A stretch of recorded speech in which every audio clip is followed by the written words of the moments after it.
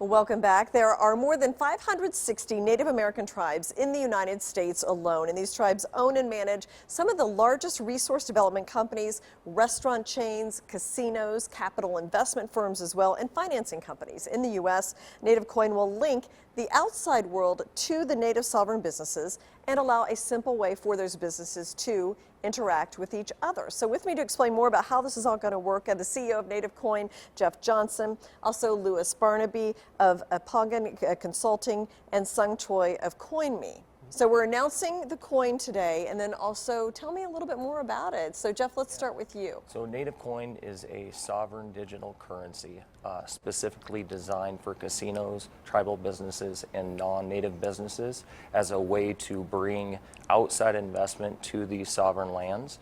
For the first time in history, we have a digital currency that is trustless, meaning you don't have to trust the other party, and that trust is everything. To tribes and indigenous communities. And so NativeCoin has been set up and built as a trustless mechanism to be able to drive outside investment to these sovereign lands. So this is what's different than just investing US dollars or whatever, is that you've got that trust, that blockchain-based cryptocurrency, right? Right. That's what's unique about this. Right, yeah. It's a trustless system to sovereign lands. And for the first time, this also helps them procure their tribal sovereignty. And so, yeah, I came here today to help introduce a couple of our partners we have. All right, so let's move on to that. So Louis, tell me about AppaGaN. How does that fit into this whole proposal with NativeCoin?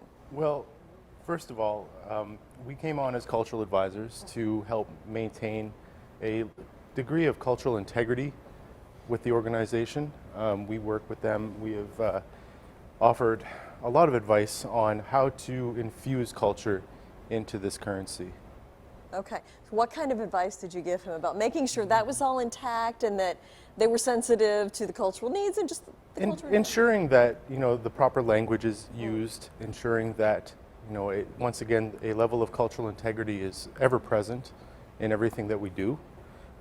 It is our I feel it is our responsibility to show them how Indigenous people think about business, how we want to be perceived in the world of business, and so far so good. I mean, I feel like we've done a great job. How is it being received? I would say it's received rather positively. Okay, all right. So tell me a little bit, Sung, about like how CoinMe fits into this whole proposal. Yeah, so CoinMe is a decentralized finance platform, and we power the largest digital currency kiosk network in the world with a partnership with Coinstar. And from our perspective, the partnership with NativeCoin is very similar to the one with Coinstar, where we're powering the back end, providing the back end infrastructure, providing the money transmission licensing to power their kiosk network at casinos, at tribal stores, at tribal properties. Okay, so you're kind of providing the technological infrastructure? Would that be correct? A part of the technological infrastructure. We'll also be providing exchange services as well. So we have an online platform in addition to the physical kiosks. And so online you'll be able to buy and sell NativeCoin through our exchange. Now what was interesting, Jeff, was that not only does this allow for transactions among the Native American tribes, but the general public could invest as well. Right, right. So how does somebody do that? So you can, right now we're available on 7 exchanges across the world, soon to be an 8th.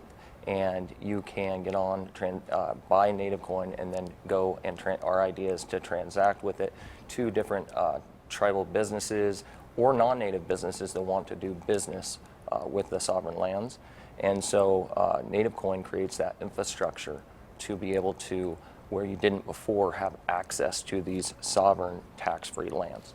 Okay, and Liz, do you have any sense of, I'm sorry, Son, go ahead. Oh, in the future, you'll be able to use a CoinMe wallet to hold your NativeCoin. Okay. And go directly to these stores and spend it there as well. So you can just, it's like an app on your phone, and you can just spend it there at the casino or whatever. So, Louis, do you have any sense of like how big this market is? I have a sense that it is rather huge. In Canada alone, I mean, in North America alone, there's over 1,000 Indigenous communities that can capitalize on this project. Now, of course, we think casinos and restaurants. I mean, what would be some other businesses that exist now or could in the future? Hotels, resorts.